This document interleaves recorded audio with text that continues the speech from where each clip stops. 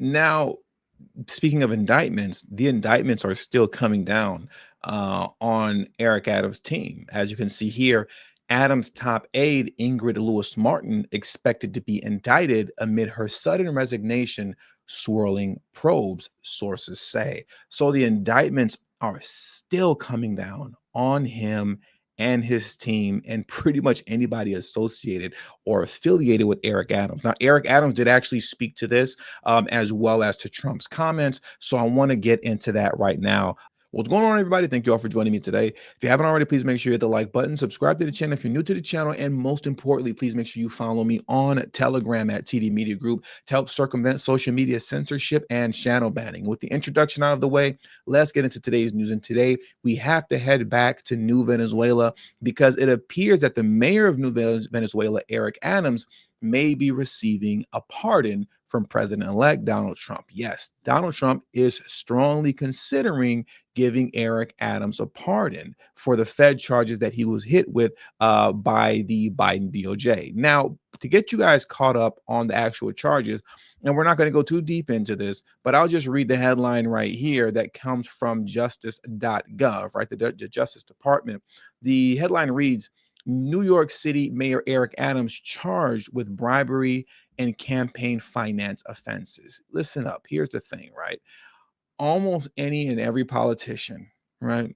From, I don't care if you're running for president or if you're running for the city council, just about any and every politician, and regardless of if you're Republican or Democrat, can get hit with any type of campaign finance offenses if their finances are being combed through with a fine-tooth comb, right? A perfect example is this right here. Many of you remember it a year ago when I covered this.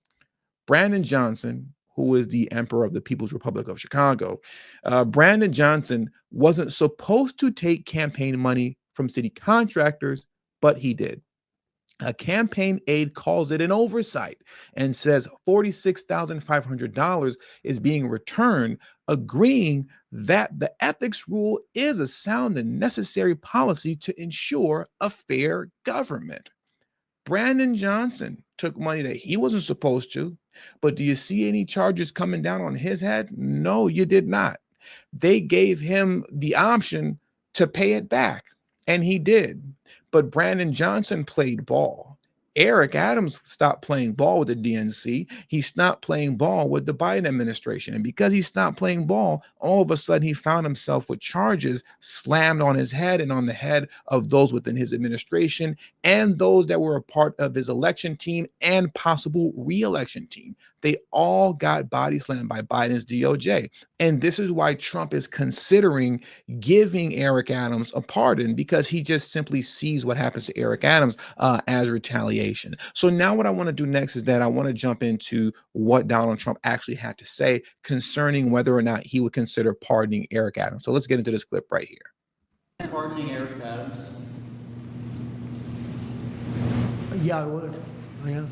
I think that he was treated pretty unfairly. Now, I haven't seen the gravity of it all. I'd have to see it because I don't know the facts. I think he was treated, it's very interesting when he essentially went against what was happening with the migrants coming in. And, he made some pretty strong statements like, this is not sustainable.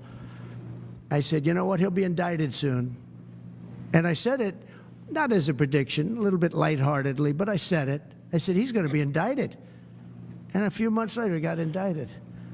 So, yeah, I would certainly look at it. Now, speaking of indictments, the indictments are still coming down on Eric Adams' team. As you can see here, Adams' top aide, Ingrid Lewis Martin, expected to be indicted amid her sudden resignation, swirling probes, sources say. So the indictments are still coming down on him and his team and pretty much anybody associated or affiliated with Eric Adams. Now, Eric Adams did actually speak to this as well as to Trump's comments. So I want to get into that right now before we close things out. Buenas tardes. In our last conversation, you said that God acts in mysterious ways. Today, the President-elect Donald Trump is willing to review your case, and he said that he's considering to pardoning your corruption federal case. Do you think this is a way that God is showing you right now to go? Listen, sometimes you have to let go and let God. I have been clear on that from day one, being in office, of what my religious belief, and God has navigated my life. I tell people it's GPS. That's my God position in satellite. I got to do my job. And I have an attorney that is going to look at every avenue to ensure I get justice. I did nothing wrong. Should not have been charged. And I just think, God has a way of showing the irony of life. I'm just saying the same thing that President Biden said. President Biden stated his Justice Department has been politicized. President Trump stated that. I stated that. Family members who find themselves on the FBI list because they're advocating for their family members. And I just started looking at these cases over and over again. No Americans should be going through what I'm going through. And what my attorney decides to do, I'm going to follow the direction of my attorney. And one thing he says, listen, Eric, I know that you are this guy that wants to fight and constantly defend yourself. I need you to have discipline right now. And I'm going to follow his direction.